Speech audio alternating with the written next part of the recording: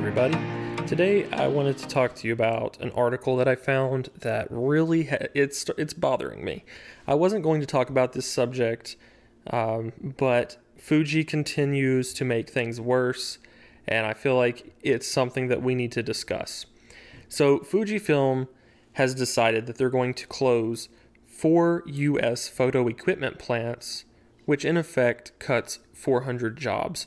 Now, this is pretty significant in the fact that one, is cutting so many jobs in the film industry, but two, they're closing 4 plants. When I first heard about this, it was months and months ago, and Fuji had let leak that they were going to possibly be closing a plant. When it was 1 plant, I started to get upset because anytime the film industry takes a hit of any kind, it's not ever good. So Fujifilm is in a rare, unique position. It's not a position that I think Kodak or anybody else is in at the moment, in that they have had a lot of success with their Fuji Instax line, and they've actually sold quite a bit of film recently.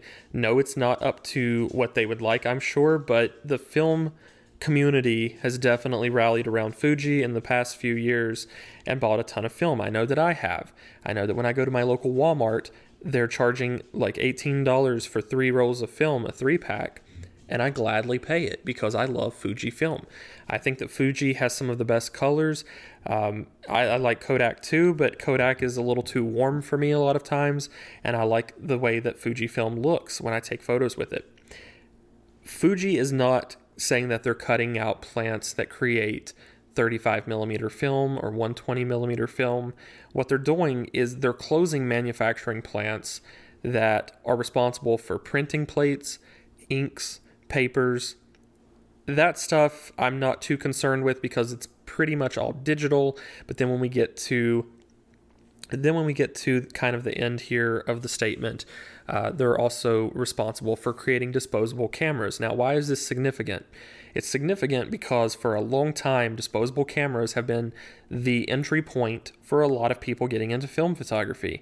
If you don't have a lot of money and you want to test out film photography and kind of see what it's all about, if you didn't grow up with that, or maybe if you did grow up with it and you're wanting to get back in, this is a really good way to do it. Getting a disposable camera, they're still kind of expensive at around $15 for a disposable camera at your local Walmart or wherever you buy film.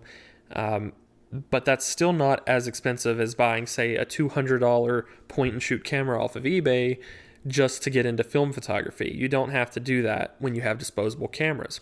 Now, of course, there are really good options out there like Lomography. They have cheap plastic cameras that are basically disposable cameras that they let you refill. A lot of other companies have made really good cheap plastic cameras. But for the average person who doesn't necessarily want to load the film, worry about taking the film out improperly, and sending that off to a photo lab, a disposable camera is the perfect entry point. I think it's just a really great way for a lot of people to get into film photography.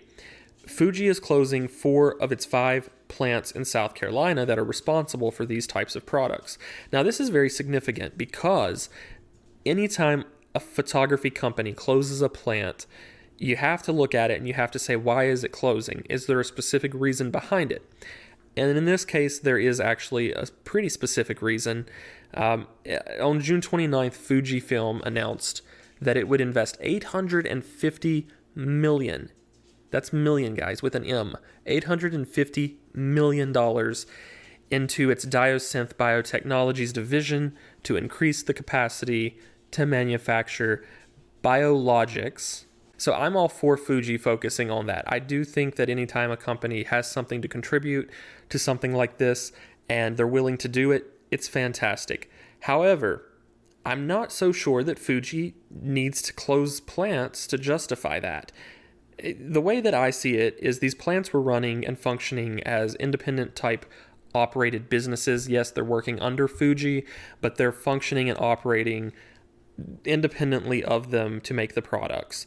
So why they needed to close these plants to justify investing more in biotechnologies, I don't know. I almost feel like this is an excuse of sorts. It says that they're going to be able to increase the output of these types of things, but here's what they don't say in the article. They don't say that they're repurposing these jobs that they're giving these people who worked at this factory jobs creating these biotechnologies. In fact, it's pretty likely that someone working on a assembly line for film cameras, for disposable film cameras, is not going to really have a place in a biotechnologies company or a biotechnologies division. It just doesn't make sense because these people are still losing their jobs. In fact, the article title says that they are cutting 400 jobs by closing 4 of these plants or 4 of these factories. That means each plant is cutting 100 jobs. That's pretty significant considering a lot of these companies, a lot of times bigger companies like Fuji, place these plants in more rural areas where they're kind of the main job, the main provider for jobs. I've seen this happen a million times in rural and local communities.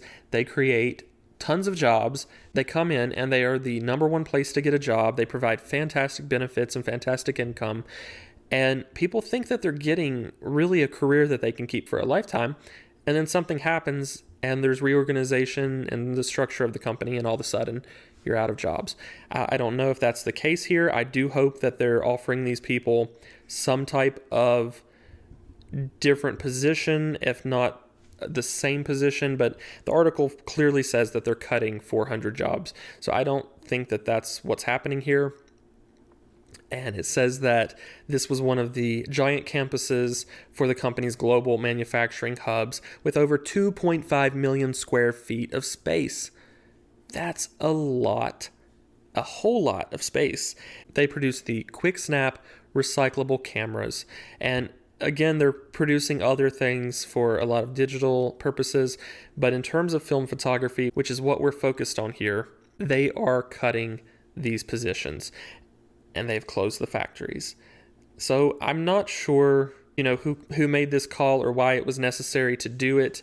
I feel like they maybe could have downsized some divisions or automated some things a little bit more and still kept it up and running, but closing, just flat out closing 4 equipment plants is highly unusual, especially for a company that, like Fuji, is very diverse and has a lot of different areas of their business that can kind of help keep afloat the areas that are not doing so well. Or they could have at least repurposed this factory for something else, maybe Instax film. I don't know why they had to actually close the factories. That's never a good sign. I don't know what's going on here, but I will be sure to stay up to date with this and to keep up to date with it and let you know if there's anything that develops with this.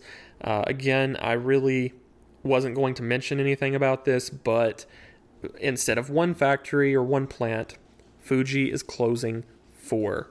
So I really feel bad for the people that are losing their jobs that thought this was going to be their career. And I really feel bad for the community of Greenwood, South Carolina, where these manufacturing plants were located, because that's got to be a huge hit, not just to jobs, but also to tax revenue. So I don't know. Let me know in the comments what you think about this. Be sure to subscribe so you don't miss any film photography news or any film photography chat that we have here. Give this video a thumbs up if you found it interesting at all and if you want to see more updates on what's going on with this. And I'll see you guys later.